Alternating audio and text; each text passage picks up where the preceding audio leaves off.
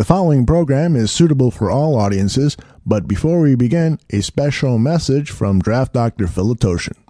You know, when it comes to the greatest game in the world, there's moments where the game gets put aside and you see something that just gives chills to your whole body because it's more than a game. It's a family. And when you recognize talent and work ethic and compassion and passion all embodied into one person, Zach Miller, exemplified teammate, athlete, big. The work ethic of a champion, always coming back despite the doubters. And to see what transpired on the grandest of stages, it's kind of just, it bothers me to no end how the officials handled what could be Zach Miller's last play, and the vision of him holding on to that football in his hand in the end zone will stay with me for a lifetime, because Zach Miller, you are a champion. You held on to that football for your team. He said he's only mad from the hospital that they took away his touchdown. And boy, is he not right about that. And Zach Miller, you go out there each and every week. You play to your umpteenth potential, and you really are what Chicago Bear football. And I know the Bears Barroom, Zach Miller, we love you and we appreciate you, and we can wish nothing but the best to you and your family in this time of need. So I ask all Barflies, all Bears fans, to pray for Zach Miller. Hopefully he gets better, and let him know how much you love him too and appreciate the warrior that he was and still is right now.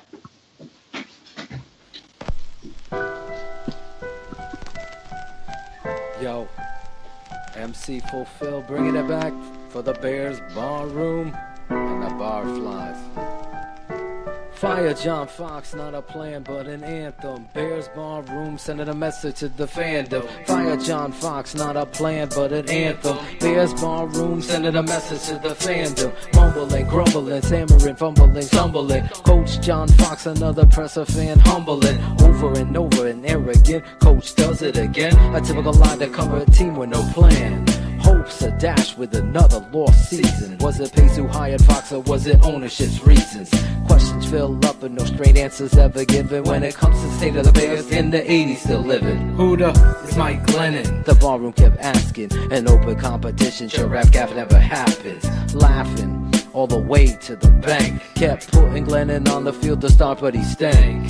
Coaching negligence with more drops than Josh Bellamy. Fans so used to losing, cost of tickets is the felony. Timeouts used only to get delayed penalties. Another great week of practice will be the remedy. Fire John Fox, not a plan but an anthem. Bears Barroom sending a message to the fandom. Fire John Fox, not a plan but an anthem. Bears Barroom sending a message to the fandom. Fire John Fox, not a plan but an anthem. Bears Barroom sending a message to the fandom. Fire John Fox, not a plan but an anthem. Bears Barroom sending a message to the fandom. John Fox confused, the close call forgets the challenge. 2017 virtual snaps at Alice.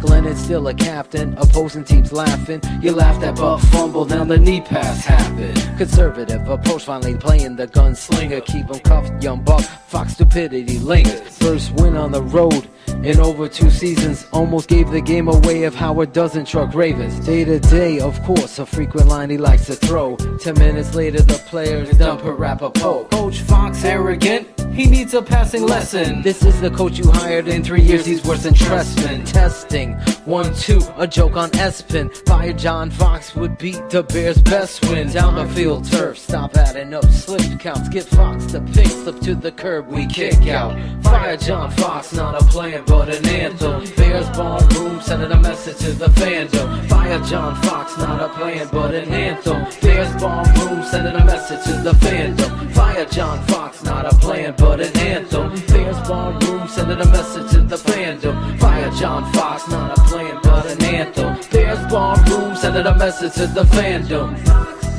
Yeah. Fire John Fox. Fire John Fox. Fire John Fox, fire plan, fire Bears Barroom sending a message to the fandom. Fire Fox, fire Fox, fire Fox, fire Fox, fire Fox, fire Fox, fire Fox, fire John Fox, fire John Fox, yeah. Fire John Fox. Just fire that dude. Get rid of him. Shout out to my boy Shane, smartest man in the barroom. Draft Dr. Phil. Who can forget the Godfather, Aldo Gandia, the barkeep, worldwide. Hashtag that up, worldwide. Make it happen. Barflies unite.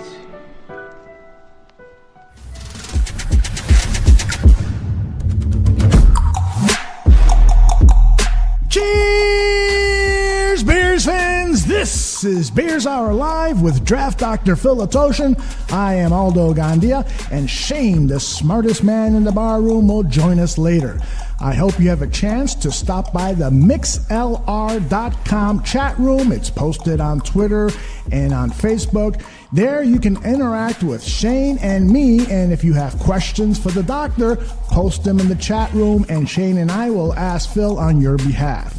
Phil, let's begin by, first of all, letting me tell you those were some really eloquent words to Zach Miller and about Zach Miller. Very well done, doctor. Thank you, Aldo. I mean, speaking from the heart, recognizing the profession and what it takes to be a professional, really, ultimately, Zach Miller has always climbed the mountain, so to speak, to overcome the odds. And really, you can't say enough great things about the teammate and the person. Well, as we begin always with your opening rant about the game, and I've been anxiously anticipating hearing what you're going to say about this game because so much happened in that loss yesterday in New Orleans. And, folks in the chat room are still talking about the hangover effect that this game had on us fans. And it really was a devastating defeat for so many reasons. So I want to get your thoughts on the game. I'm just going to sit back and listen and let you do your thing, Phil. So take it away. Well, you look back on what could have been type of game. The hangover effect is the exact description of it because there were so many missed opportunities because of, this seems to be a running theme here of a coaching staff that's handcuffing their football team and their rookie quarterback. And you could just sense the anxiety, I will say, of the player and the team when he is on the football field. And we're talking about a game where you're on the road and you have the opportunity to not only win, but to compete to win too. You had an opportunity to lose this game very easily, and guess what? Your defense steps back in there, creating turnovers to give you another opportunity to do something with it. And what I mean by this, it's almost like 2 games in one. The offensive coordinator now gets a second shot to learn from what he has been hamstringing Trubisky with and refuses to do so. And if you're watching Monday Night Football tonight, if you're following me on Twitter, I've talked about this endlessly with personnel usage and formational usage. To use your talent to your advantage, you have an athletic, young quarterback that came from a spread offense that has the spread option rules in his mantra, in his bag of tricks. You have a Tariq Cohen who is a lightning water bug who can do things, obviously, that we've seen. And you have a bulldozer, maybe the best running back in football, in my opinion, also in the backfield. If you want to talk about your lack of talent at wide receiver, this is how you create for them. You attack the edges, as you're seeing on Monday Night Football they're doing with the Tyreek Hill, their young running back, and Alex Smith, who, if I was choosing sides, who was a better athlete, I would take Trubisky. And that's no slight on Alex Smith because you're seeing it happen. So I talk about these things for the last, Aldo, months, using him, mesh point, good ball handler, action off of it. There's so much you could do that hasn't been done. And then super producer Dusty Rhodes brought it all out again and showed you on film last year. They're doing it perfectly. Mesh point, giving the ball off. Here's the best shotgun running back in the NFL according to PFF in 2016. What happened to this? What happened to running that? And then the other thing is you're dealing with injuries. So the national narrative is going to come in on Mitchell Trubisky. The natural comparison between Watson and Trubisky is happening. And I'm trying to put the dam up and alleviate the kind of narrative that's going to be drawn, and that we've warned you about this. I tweeted it out that they were going to do this. The Chicago media and the national media were going to then all of a sudden join forces, and Mitchell Trubisky is going to be a bust after 4 games because, he doesn't have any receivers, but he's got to be better. His 2 best offensive linemen get hurt in the middle of the game. Their guard, who hasn't played center, goes to center. Now they're making a Chinese fire drill in there, and the kid's competing. But the narrative is Deshaun Watson, and that's what he should be. And it's very, very unfortunate for the Chicago Bears fan base. Otherwise, you need to be coming in here because there are opportunities. And then we get into critical situations, Aldo. 3rd and 1. I'm texting, I'm DMing Shane Marsaw, I'm talking to coaches in my house. This is 2-down territory. This is you so you get more swings at the plate.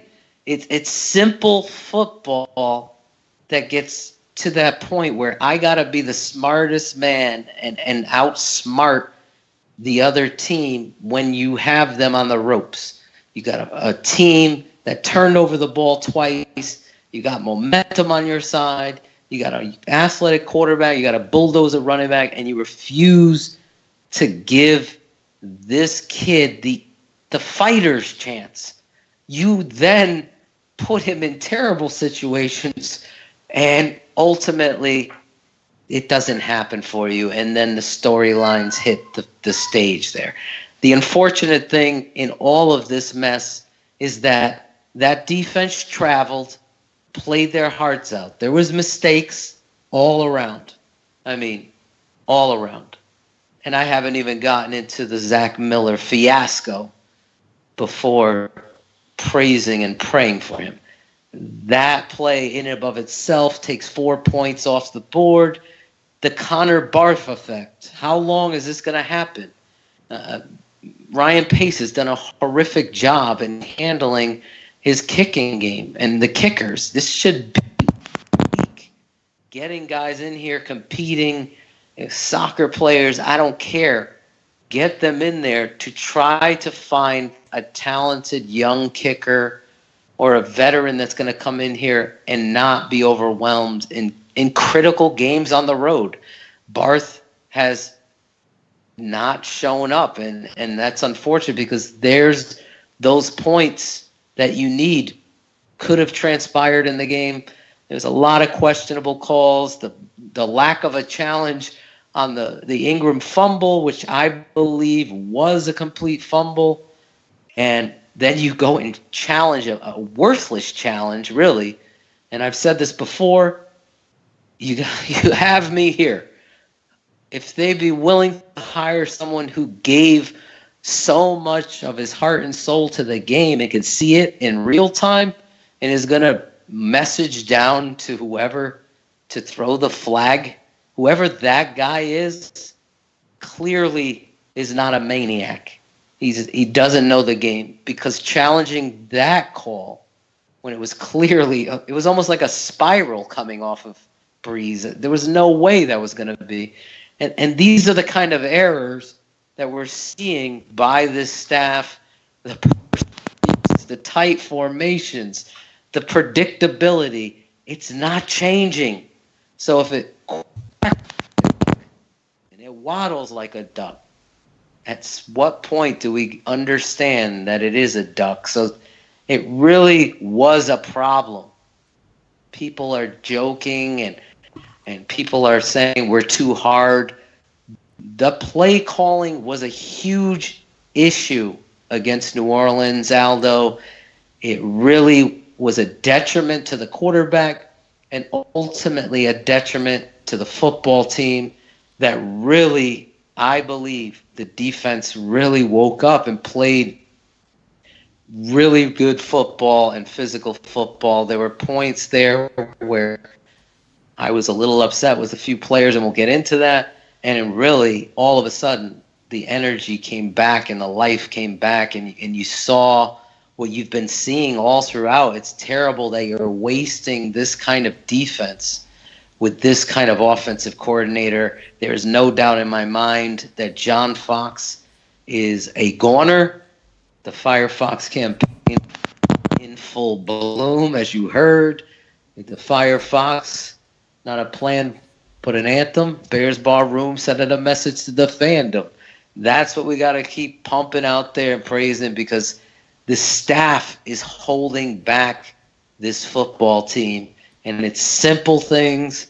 It's elementary school football all the way up to college football thinking that needs to happen here, and it just isn't.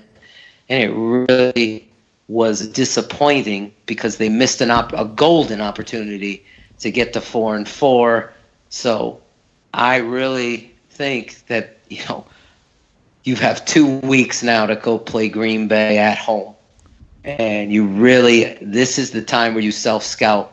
If they can't put together the kind of game plan that NFL passing quarterbacks and NFL B or C level coaching can get to, then this needs to end. If not end now.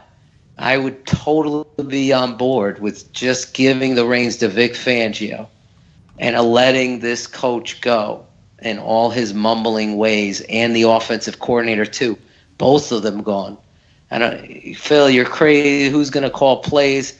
I don't care right now. I'll have one of the wide receiver coach. Somebody call plays that actually understands feel and situational football. I mean, it is a tragedy what transpired on Sunday.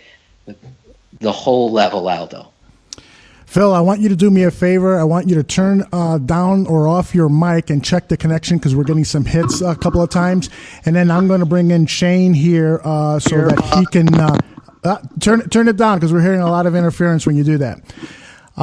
And I'm going to bring Shane in here. But before I do, I want to welcome all of the people who are on the chat room interacting. We've got Dustin, we got Lucky Kurtz, we got Frankie Myers, we got the Jedi, we got Dubai Mike, we got Boy O. We've got a couple of people who are listening in, not interacting, but that's cool. We love you anyway. We got Canada. We got my niece Lauren listening in for the first time. How you doing, Lauren? I love you. So all of you are so nice to join us live. live. Timothy Scobo just joined us on the chat room, and Batty Hello just joined us, and the list goes on and on and on. Thank you all very much for being with us live. And right now I want to bring in Shane Marsall, who is going to share his thoughts about the game yesterday and some of Phil's thoughts. Shane. Hey, what's going on, everybody? Yeah, I'm not going to rehash pretty much everything that Phil said. I mean, we don't have enough time. That's true.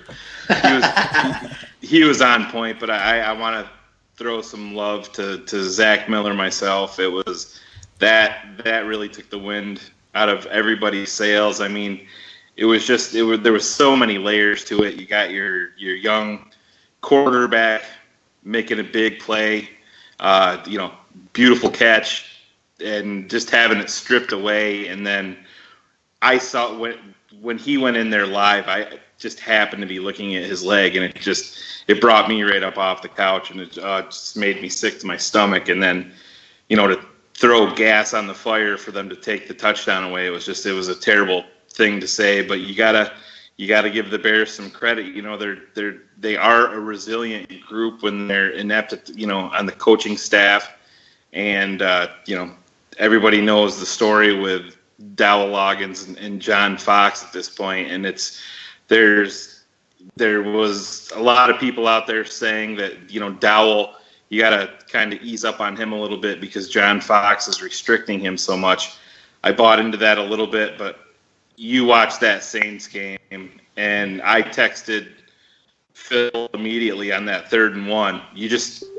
You knew that their answer to that was going to be to try to fool everybody and have Trubisky throw it. And I mean, we've been wanting Trubisky to throw the ball more all season, but Jesus, that just was not that was not the time for it right there. And then for them to go right back to it again on 4th down, that put me at the end of my rope with Dowell. I mean, a lot of people were there much earlier than I was, but there's no rhyme or reason to anything that they're doing. And just like Phil said, it's really a lot of it comes right down to fundamental football, and it's just not there.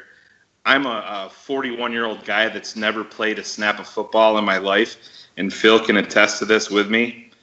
We'll do it back and forth. We're calling out the plays, what's going to happen before the ball is even snapped.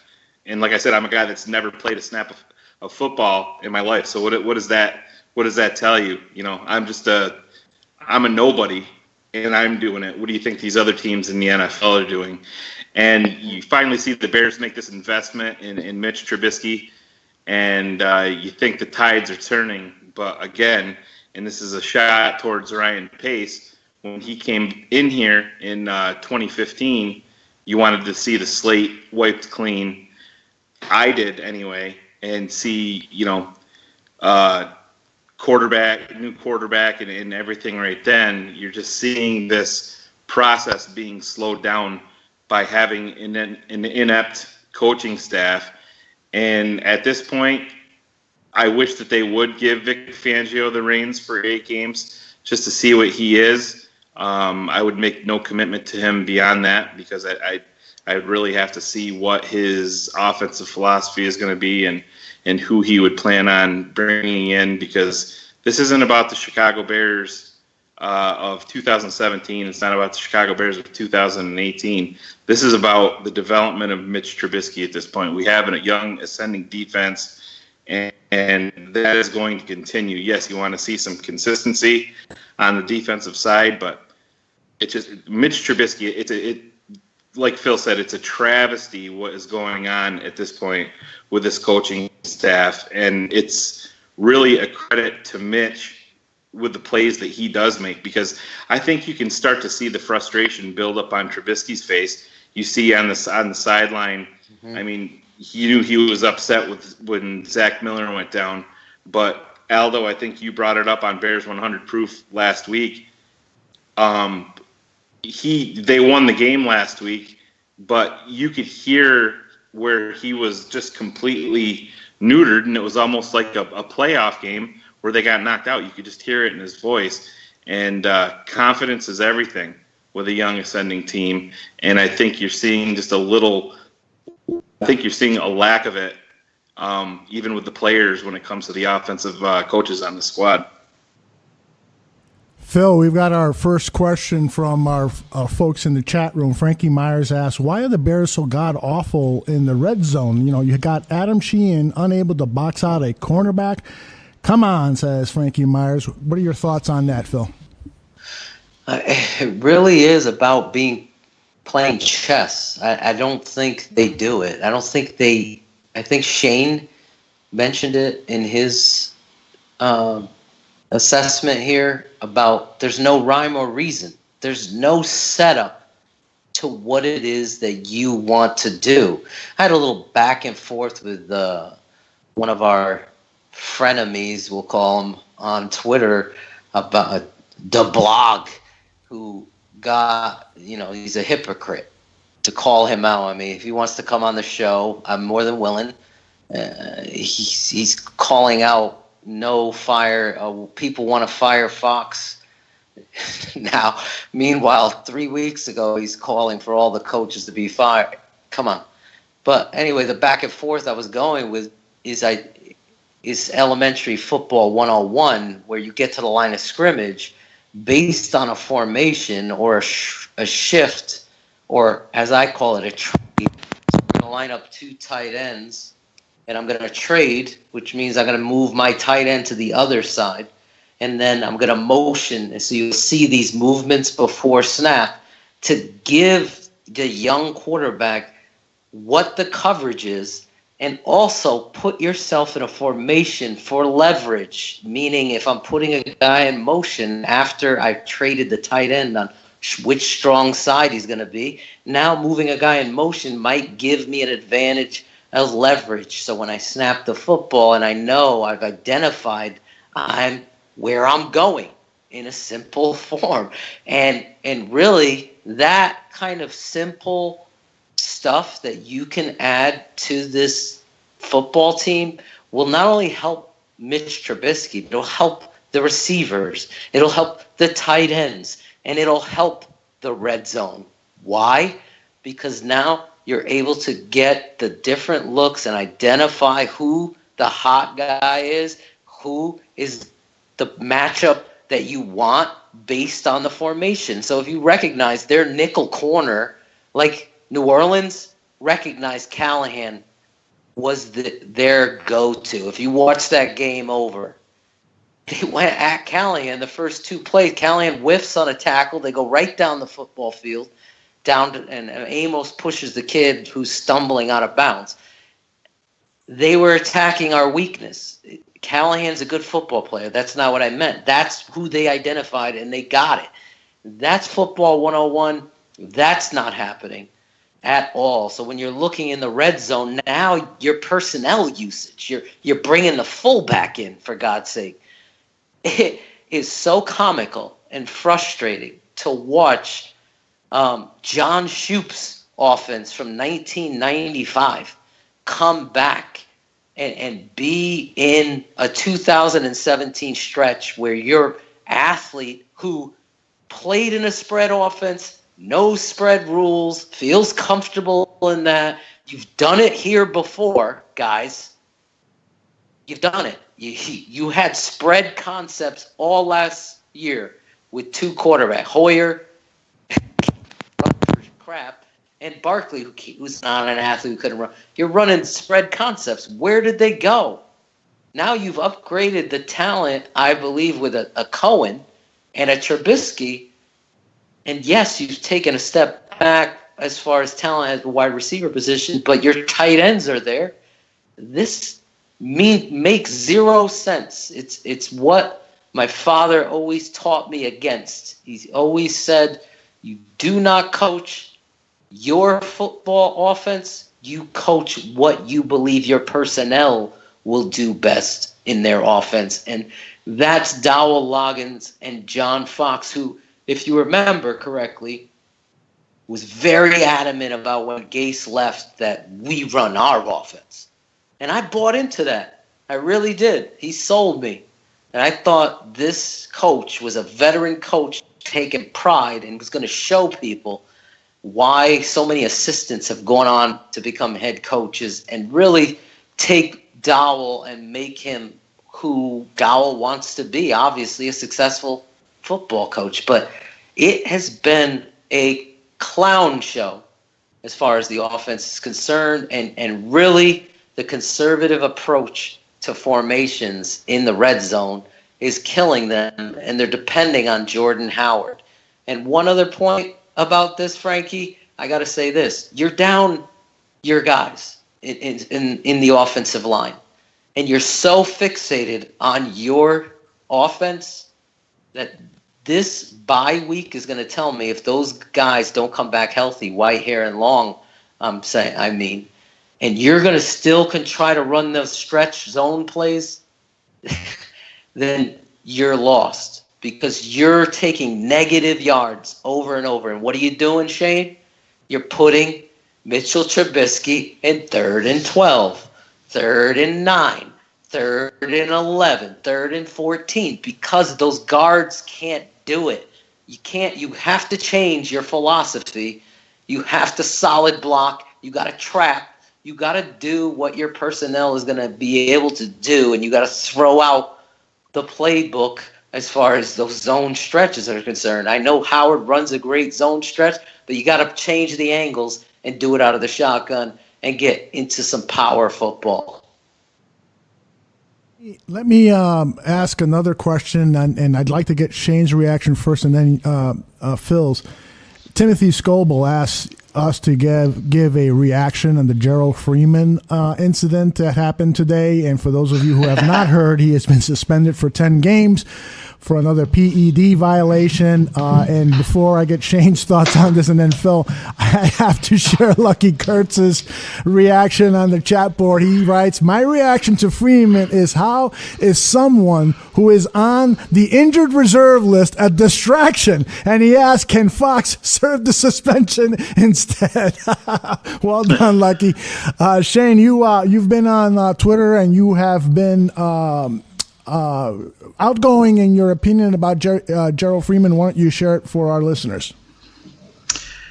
Well, I got a 6-year-old son at home, and when he gets in trouble, like I said, he makes up a lot of excuses too. And yes, the most important thing is if, it is Gerald Freeman's health. You want him to be able to lead a productive life moving forward. Well, this isn't his first go-around, like all Chicago Bears fans should know. He also got suspended last year for PEDs. It's a performance-enhancing drug. And this is a 32-year-old linebacker that's going to be heading into his contract year next year. And to me, it's no different than you see these guys in baseball. And there's obviously a lot more of it going on in football, too, than we even know about. But with me, it's a fool me once, fool me twice type scenario with Gerald Freeman. And if he was that concerned about his health like he is right now, he was obviously concerned about it back after week 1. And if that was the case, he should, retire from football and not worry about the PEDs. Because the thing that really rubbed me the wrong way was like the quote that you said there, Aldo, with him not wanting to be a distraction. Well, you don't want to be a distraction. You've been a distraction the last 2 years while you're not helping your football team by being a selfish person off the field. There's many scenarios out there for you to get help off the field, and if you're lying to your family and friends about your health, at the end of the day, that's on you. I mean, Gerald Freeman knows what the truth is. And obviously, if he's dealing with some issues with concussions, and there was a report out there that he was wearing sunglasses inside, and absolutely, I completely understand that. But enough is enough with things like that. 99% of the time, things come down to money in the NFL.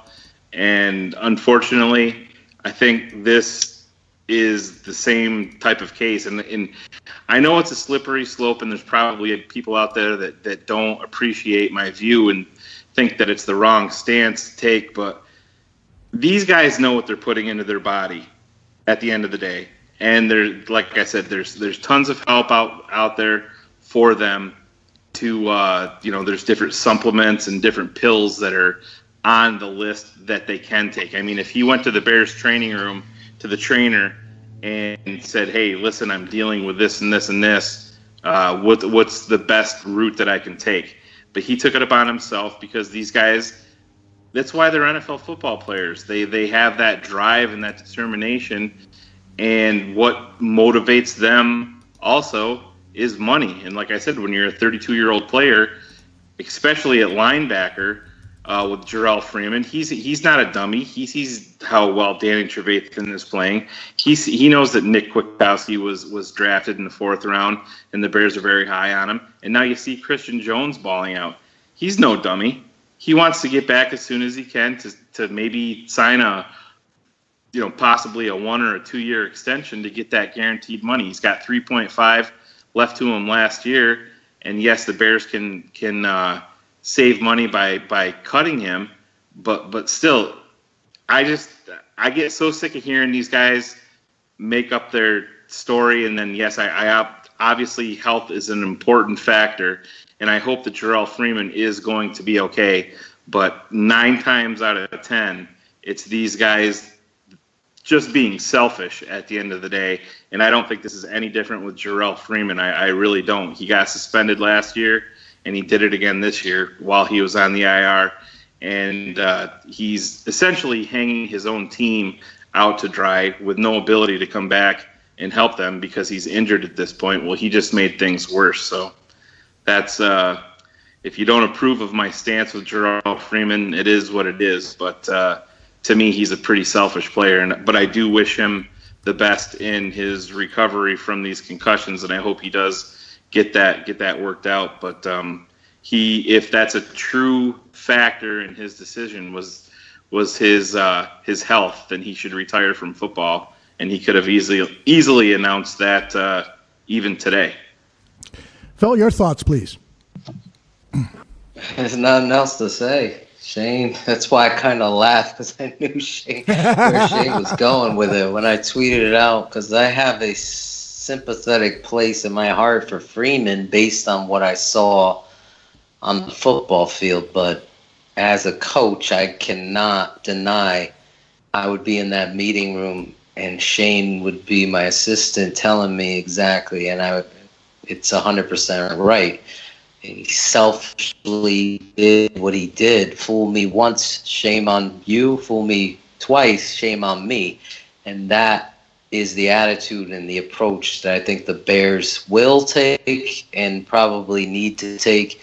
Shane brought up and took my point, because I was going to point out not only is Big Cheese balling out, but he's keeping a guy that I was excited to see in Kwiatkowski coming back off the football field. There's no way that you can now put Kwiatkowski over the way Christian Jones has been playing football, given his opportunity. And you know what? We always talk about it on the show. We talk about the grand mistake in the Firefox song is not having open competition at the quarterback position really has hurt this team now. So Shane could finally point out that Phil was right on national radio, worldwide radio, and not opening up the competition. Look what the competition did for Christian Jones. Look what the competition did for Kyle Fuller. Look what the competition did for Adrian Amos. These are football players coming to life right in front of our eyes, homegrown football players, something we as Bears fans and analysts haven't seen transpire here in a long time, where there's more than one Eddie Goldman. Hakeem Hicks is a signing, but Christian Jones, undrafted free agent, comes in here, and now he's homegrown. Amos, Fuller. You got to like what they're cooking, and I believe the offensive side of the ball has a lot to be desired as far as building blocks and going forward. Everything should be revolving around Mitch Trubisky, as Shane said, and the focus But right now, the offense should be really focused in on Jordan Howard. Can't express this enough to people. What he did Sunday was flip the field at his size.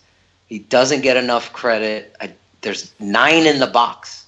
9 in the damn box when he breaks that run.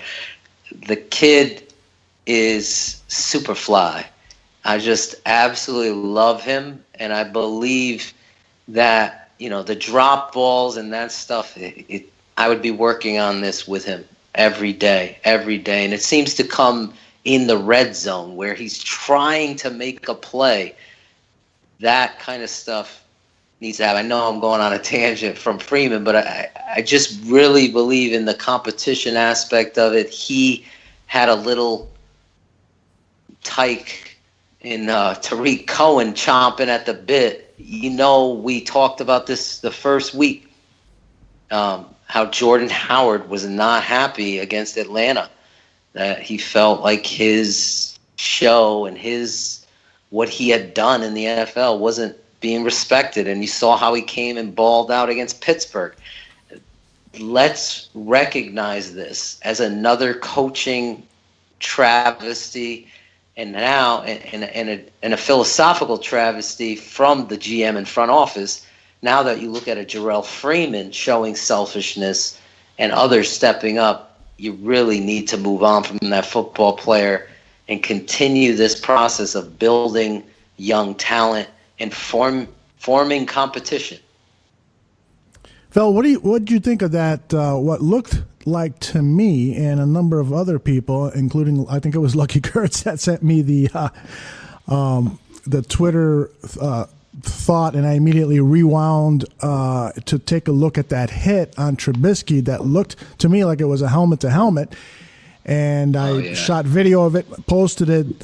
So I'd like to know from you, do you think it was a helmet-to-helmet hit? Do you think that the referees screwed up on that? I just want to get your thoughts. Well, I really shout out Lucky Kurtz. I know he's a big fan of the Bears Barroom and myself, and I really appreciate this young man and his passion to get me as the head coach of the Chicago Bears. I can't say that wouldn't be a dream, but I don't know how many people would be happy about that. But I know one thing: I would change the whole culture of what the expectation would happen on Sundays. Typical to what you're seeing Vic Fangio do. The offense would definitely be in good hands. But anyway, that said, I just saw that play happen, and I tweeted you. I don't remember if I tweeted you or DM'd you, Aldo, that me and Kurtz sent it out at the same time. Yeah. I texted it. I tweeted it right out when I saw the play happen. The natural velocity with which the linebacker was attacking the quarterback showcased that there was evidence that there's a possible shot to the head. And when, just like you, when I rewound it, because I was streaming, I had to see it, so I had to go back to the DirecTV. We were having bad weather, so the signal was shaky at best.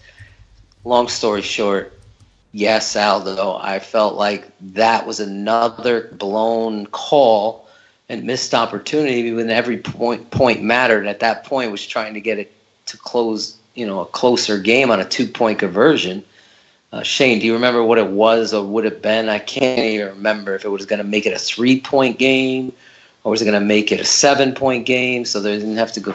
I couldn't remember when they went for 2 off the top of my head, but I immediately saw that this linebacker not only launched himself, but made top of the head contact with Mitchell's face mask. And the refs are right there. And really, it was another blown call in this game by the officials. And it's disappointing because you move the ball up a little closer, and hopefully you hope Dowell Loggins gives the ball to Jordan Howard and let him pound it in there, and you're in the game again. Yeah, I got to tell you that I've looked at that thing probably 5 times now, frame by frame, and you see the line of the helmet that's on Trubisky's forehead. You see that line of the helmet going up. So clearly there was contact with the helmet. And remember that the rule says it doesn't have to be helmet to helmet. It could be anywhere in that vicinity. He could get hit in the shoulder. The fact of the matter is that defender was trying to go up high, and there was contact. And I'm sure that's going to be one of the plays that John Fox and his people will send to the NFL to get reviewed. Not that it matters, but boy, that crew as a whole, that officiating crew was probably the worst I've seen this season. Shane, you got any thoughts on this topic? Well, it was just, guys, part of what made that game so completely demoralizing. I mean, it wasn't just that play. How many times did we see Leonard Floyd? Oh, I was going to say that. It was, I mean, and it wasn't just 1 or 2 times. It was a handful at least. And another big play on 3rd down with New Orleans was Ted Ginn pushing off on Eddie Jackson. You know, the NFL game, they always say it's a game of inches. And you know how that goes. If Trubisky throws that ball deep to Trey McBride and he pushes off Kenny Vaccaro like that, you know you're going to see the flag. And I don't want to be that guy that's blaming absolutely everything on the referees, but it's really hard not to after this game on Sunday. I mean, it was so blatant.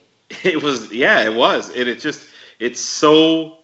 I mean, are you telling me if Jesus, Case Keenum gets hit like Mitch Trubisky did on that play, they're going to throw the flag? Why is it with Chicago? That's the part that drives me nuts. And you want to say that you're protecting these quarterbacks, but I mean, we can go back to Jay Cutler. Jay Cutler used to get abused and get hit late and torn down by defenders time and time again, and we never saw it. And we're seeing it continue now, even with Trubisky. And you know, obviously the big one is the Zach Miller touchdown, but it's just time and time and time again. And the Bears' margin for error is so razor thin in the first place. Exactly. You're playing uphill most of the time anyway, and then when you're also playing against the referees, I mean, it's just there's hardly any way that you can recover from that. And I mean, I gotta give a shout out to Dean Blandino, who even said that it was Zach Miller's touchdown was a touchdown. He said it on the live broadcast, and I mean, I think that might be literally the first time in the history of me watching football that I've ever agreed with Dean Blandino. But he actually got that one right. It's just, I don't know. I'm glad you brought up the holding penalties on Leonard Floyd, because, you know, I've been very analytical towards the guy. I'm not unfair to him. I thought there was one pass rush he had. I'm going to put it up. Remind me, Aldo. Okay. That was absolute what my expectation of him to be, where he beats the tackle with a rip over. His body is leaned and he's bending to make a sack, and the tackle literally grabs the back of him and carries him past, holding him. And Bree steps up and is able to do. I don't even remember if it was a complete. I think it was an incompletion, but the point was it would have been a textbook blindside sack that your expectation of that end would be. And it's unfortunate because, like Shane said, and I swear to you all listening in, I so appreciate you all taking the time out, coming in and joining us in the Bears Barroom on Bears Hour Live, because you have the passion too. And you fans that follow us are smarter than the media.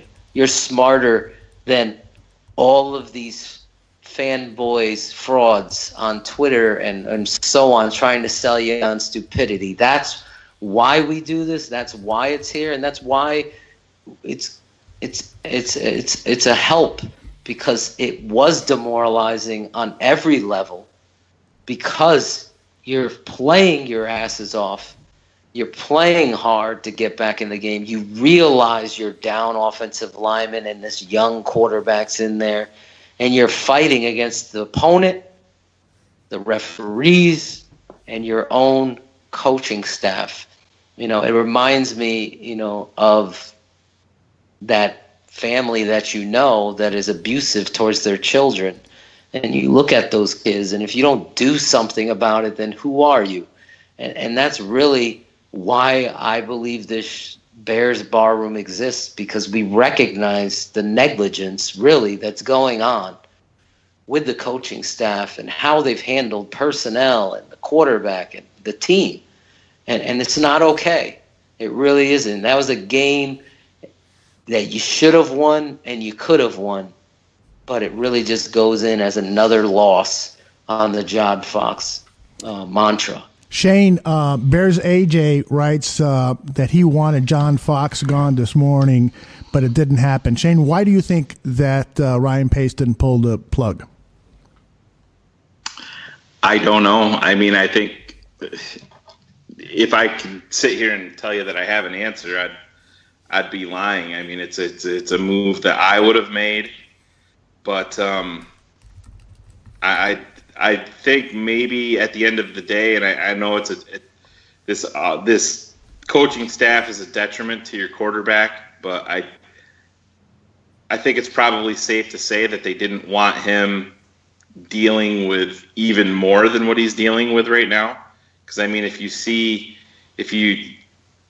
usher John Fox out of here, then you're going to have this whole transition to, I'm assuming it would be Fangio, and if you're putting even more on your quarterback's plate, then so they're obviously handling Mitch, with white gloves and being very patient with everything. So I guess, like I said, I think my best guess would be they just don't want to put even more, responsibility or upheaval on his plate heading into the bye week by making a coaching change in season. Other than that, it's a move that I would make, because I think you're getting an 8-game audition with Fangio to possibly see if he could be your guy.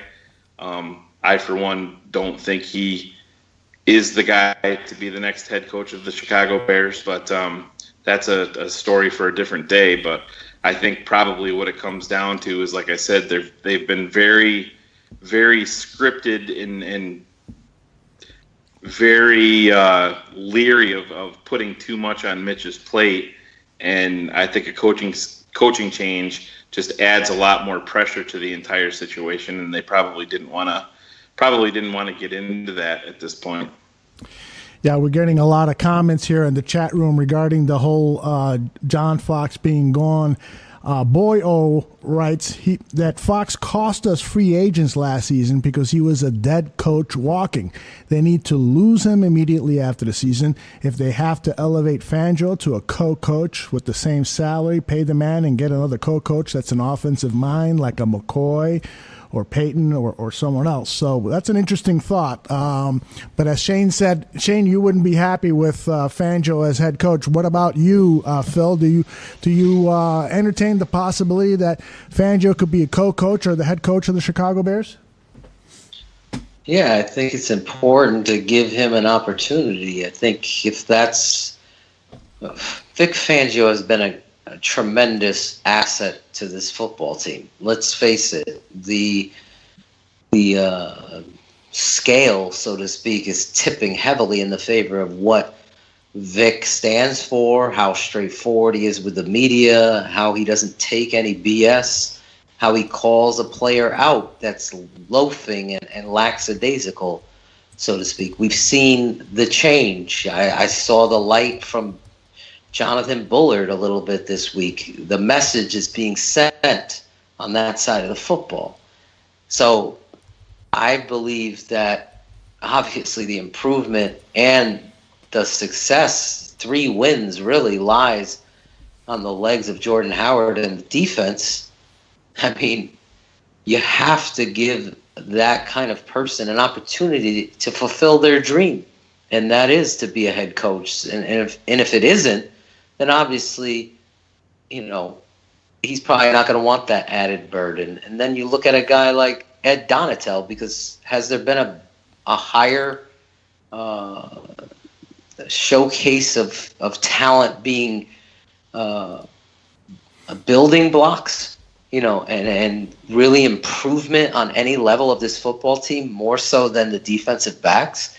So there's, the cream always rises to the top. I look at this coaching staff, and John Fox is absolutely lost. He gives you nothing. He is arrogant about it. He's pompous. He's laughing. He has his money, and he's done this rodeo before, and he's a good old boys network hire. And that's unfortunate, because that's not the man I thought we were getting, and I'll be the first one to tell you I was completely wrong. But now, into year 3, and these games continue to fall on the same kind of storyline, you got to give an opportunity to Vic Fangio. I agree with, who was it, Big O? 100%.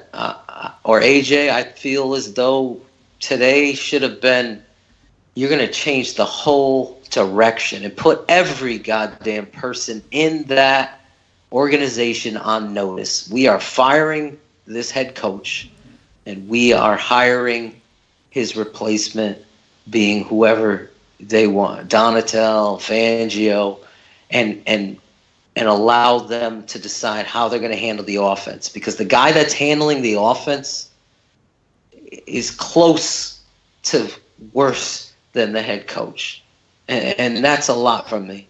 And I really feel as though all the blame, Coach Fox, at some point you got to have some pride, and you got to have a plan.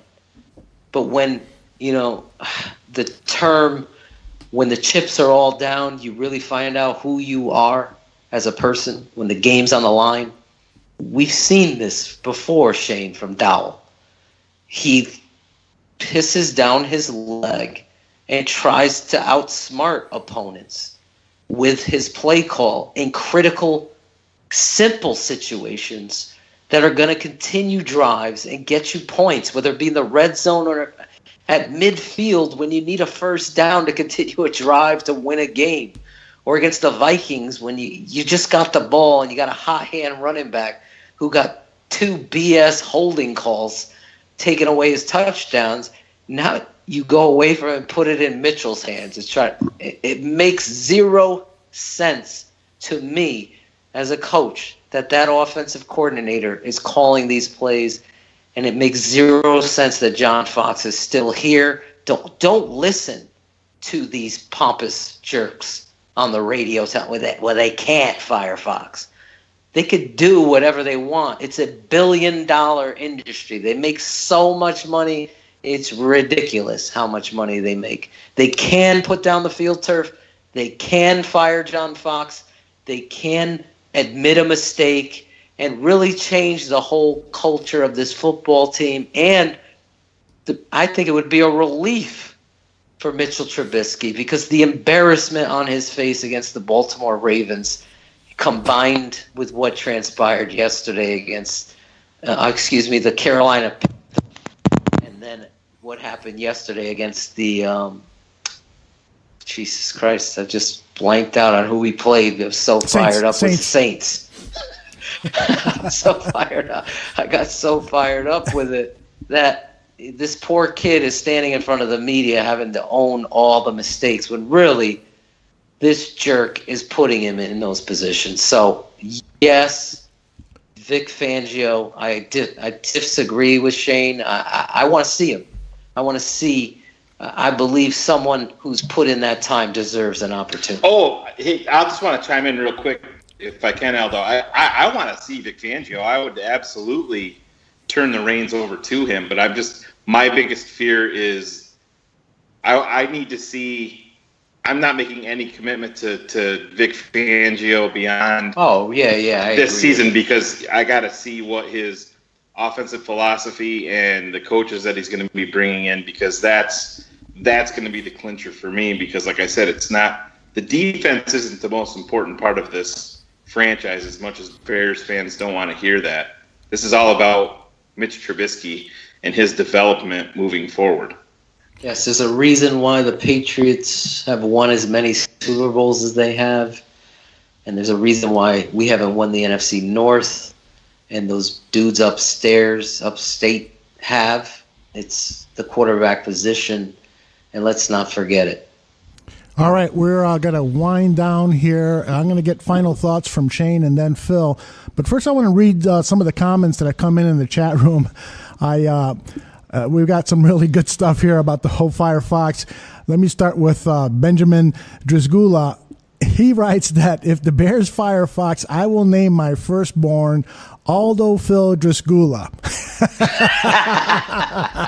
I love it. I love that. Frankie Myers says that John Fox is a detriment to the team. He's a player's coach who lacks accountability, the ability to identify talent, the ability to self-scout, make in-game corrections, clean up penalties, run an effective and efficient game plan with nuance and creativity. He is the epitome of mundane, unimaginative, and uninspiring coaches.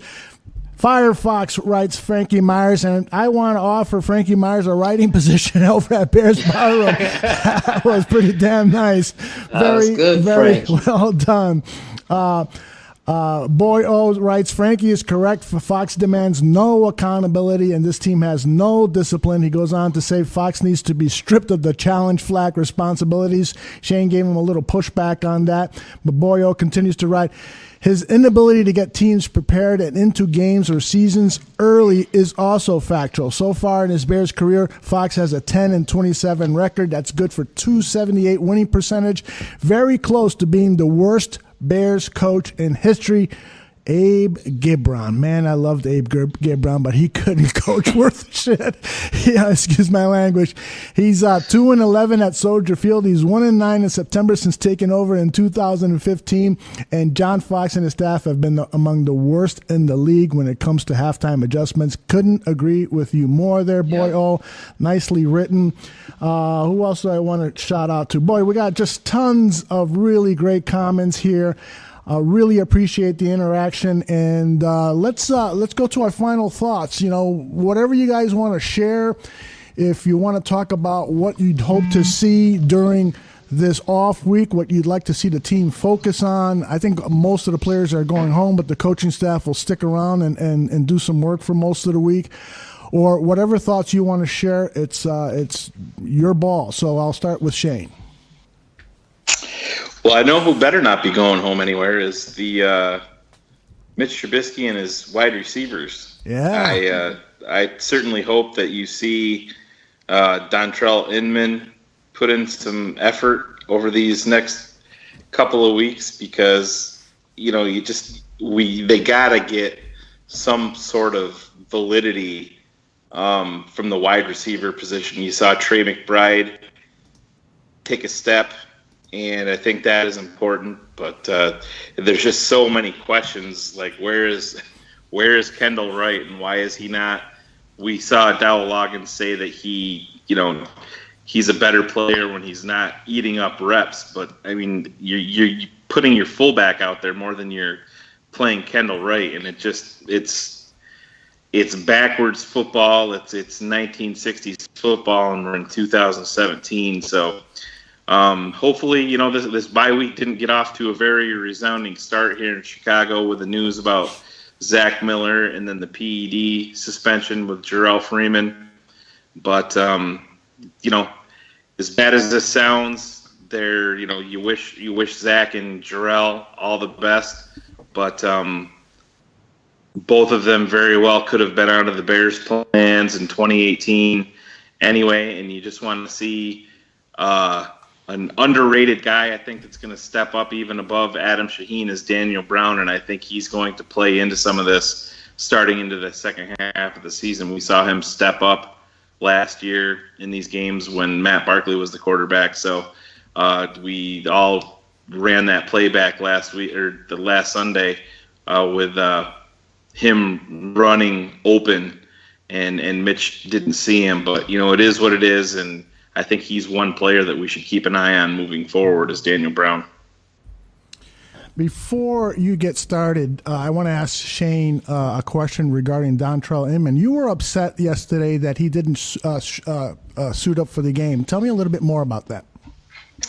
Well, I know that he only had the 1 day of practice, but, I look back and I'm not sure. I know he was dealing with some hamstrings and stuff like that, but Phil can attest to this also. Obviously he's not going to know the entire playbook, but we're not seeing the entire playbook in Chicago. We're seeing an elementary offense. You're talking about a 6'3" wide receiver with some size that can, you can throw a jump ball to, tell him to go deep. He can run a slant pass. He's a red zone target. Mitch Trubisky rolled out yesterday. Throw it up in the air. Give him a jump ball, and that's something that we're not seeing from the tight ends either. These guys have size. And so I'm not really buying the playbook aspect of it so much. It's like I said, I know he was dealing with some hamstring issues, and yes, the one practice, but at the same time, we saw our former wide receiver Deontay Thompson go up to Buffalo with a couple of days, and he put up a 100-yard game. So it's not something that's completely unheard of, but. I don't know. It's a conservative approach. I don't see the drawbacks to it. If he would have suited up and you put him out there even for a handful of plays, but I guess we shouldn't be surprised with the conservative approach because it's just that's a hallmark of John Fox. The conservative approach, finally playing the gunslinger. It's in the lyrics, guys. I love it. I love it, bro. All right, Phil. Do you want to sing your way towards the end of the show? Because that'd be cool by me. Had a long day today. Take it away, bro. No, I just wanted to piggyback before I go into my little rant here on what needs to get done. I agree with Shane too, Aldo. I didn't agree with you per se, only because I believe the simplicity of the offense could have been told to the kid in the huddle. All right, you're going to run a fade here, or you're going to run a 9, however their terminology is. There's one universal language we all know: slant, post, fade, curl. That kind of translation, much like if I went to Puerto Rico, I would depend on you, Aldo, to translate strip bars? Someone in your... Exactly. So it's really not that hard, especially when you're a professional, to get up to speed in the moment. It says a lot that San Diego's 4th-string receiver could come in here and be our best. And that's an issue, too, for our next show, Bears 100 Proof. So that I wanted to just piggyback on him. I really believe he should have been out there, and that's going to take me into my final thoughts, Aldo. And the fullback position, to me, it's a dying breed, and it's one that I'm going to piggyback off on my idea and my statement before. You're the head coach of the Chicago Bears. You have this young football player who's taken a lot of snaps in his 13 starts in college from the shotgun position, feels comfortable there. You got the best running back in the NFL from the shotgun position. I believe you have a running back that can jet sweep motion and also double as a slot player and has shown the capabilities to do so. You have receivers that need an advantage and need to outsmart to gain separation. You're seeing McBride get a couple plays where he's in motion and he's separated. What I'm saying here is you self-scout and you recognize what your offense is simplistic and conservative and predictable sucks. You need to reassess and look at what Mitchell does and what Mitchell did well, and you apply that to what it is that you need to do on Sundays. I know I had a Twitter exchange with a follower out there about running the spread option and read option game with an athlete. You're seeing it done not only by Watson in Houston, Wilson in Seattle, as well as tonight with Alex Smith. But I believe Mitchell Trubisky would give 3rd and 1 situations a hell of a lot of things for a defense to think about. That he now just sprints running right at the defensive end with a Tariq Cohen in forcing them to decide who they're going to take. And once that play is on film, now they got to think about it. Now other things open up in that same movement. So really, ultimately, I'm asking this offensive coordinator to step up and recognize that the things that you're doing as an offense need to change. The fullback needs to get cut and waived because he's not good, and I don't understand what it is you're doing with him and why he's on a roster that needs talent at receiver.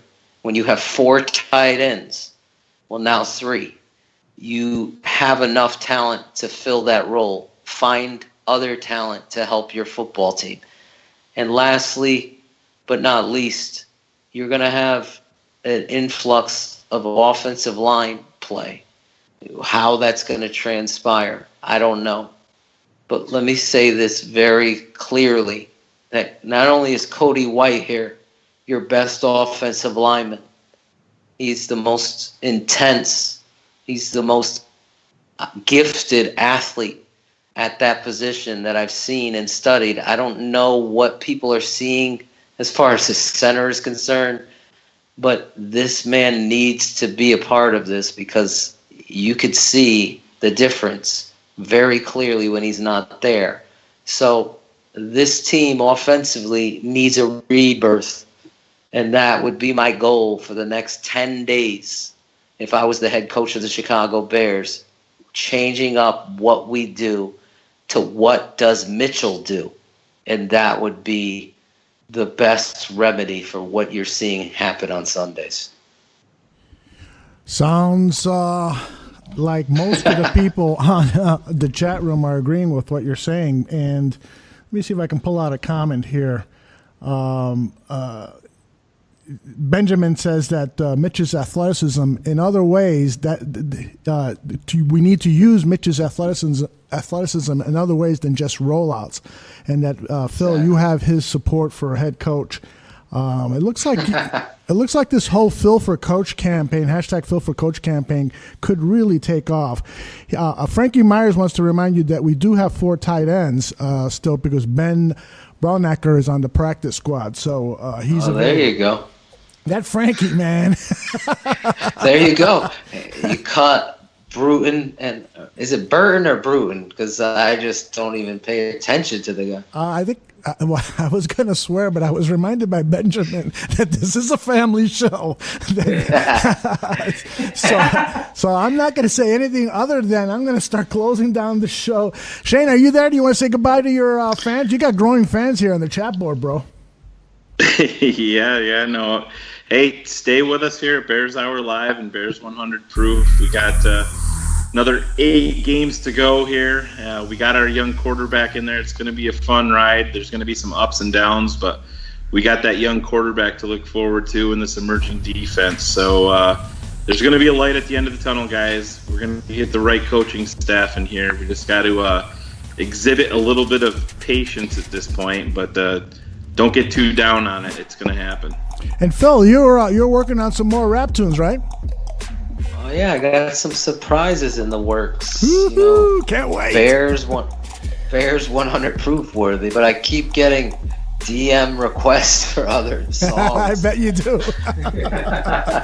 Well, we're gonna stay in the lane of this because I got some really interesting news to share on the show. Really? I've got some big time hip hop game promotions people reaching out and really want Bears Barroom to continue in this Chicago Bears rap lane. Is the exact quote. Nice. I like that. I gotta polish them up, because if I could. Let's be honest, Aldo, it was for your rapping, not Phil's. Hey, I appreciate all of you, though, downloading and promoting Bears Girl, Isaiah, all of you, Frankie, all of you have been tremendously really supportive to the Bears Barroom and the Firefox anthem. And I wanna apologize to Shane. Dustin just reminded me that I called Shane Chong for. He did it again. I don't know what's going on, man. Bobby Macy and Sean Marceau. There you go. You should be honored. Shane McLovin. Programming note for everyone on the Bears Barroom Radio Network. We're going to be taping Bears 100 Proof on Thursday night because of Halloween, and we want to see some World Series baseball.